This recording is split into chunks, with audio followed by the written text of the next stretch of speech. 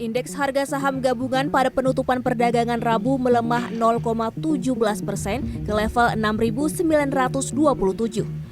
IHSG sempat bergerak volatile pasca PDI Perjuangan mengumumkan cawapres dari Ganjar Pranowo yakni Mahfud MD.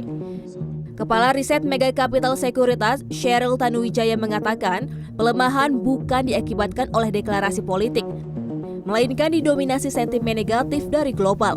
Pelemahan juga dialami bursa Amerika Serikat dan Asia, di mana investor masih mewaspadai sikap hawkish the Federal Reserve, konflik Israel-Hamas yang kian memanas, serta pelambatan ekonomi Tiongkok, yang ikut memberi pengaruh kepada pelemahan mata uang rupiah. Memang ya rupiah melemah ya, mendekati ke 16.000 ya. Tapi sebenarnya kalau kita bandingkan sama mata uang negara berkembang lain ya, kayak Singapura, kayak Thailand baht gitu ya, kita sebenarnya lebih kuat pelemahannya, lebih mendingan pelemahannya dibandingkan mereka gitu. Memang di XY-nya aja yang terlalu kuat kayak gitu ya.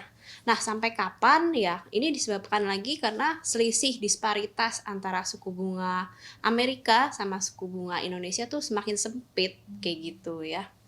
Jadi ya ada potensi aliran dana asing keluar, tentu permintaan terhadap DXY ini kembali naik lagi. Ya kita perkirakan mungkin akan seperti ini sampai kuartal 1 2024 ya.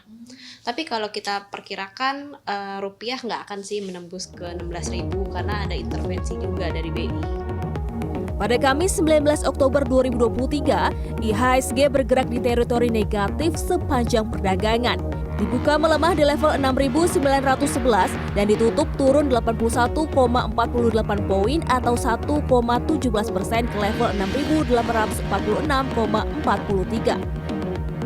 Kenaikan suku bunga acuan Bank Indonesia menjadi 6% cukup mengejutkan pasar pada pengumuman RDG Oktober BI.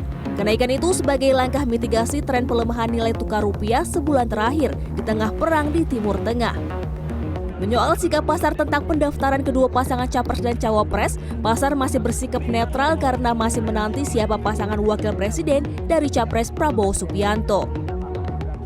Terlepas dari siapapun presiden dan calonnya, pelaku pasar sebenarnya sekarang masih mencermati, masih wait and see.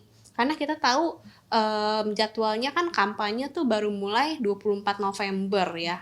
Jadi masih menantikan program kerja secara detail, kebijakan-kebijakannya nih apa sih gitu. Sekarang kan belum boleh kampanye, jadi paling masih ya pasar masih berasumsi dari karakter dan backgroundnya kandidat.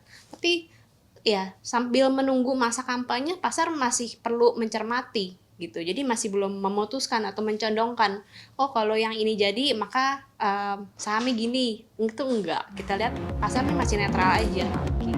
IHSG sampai akhir pekan akan bergerak di level support dan resistance. Rupiah juga melemah ke Rp15.800 per dolar Amerika, dipengaruhi oleh penjualan retail Amerika yang membaik, sehingga dolar menjadi incaran investor saat ini. Desi Aritonang, Maria Oktober, Jakarta.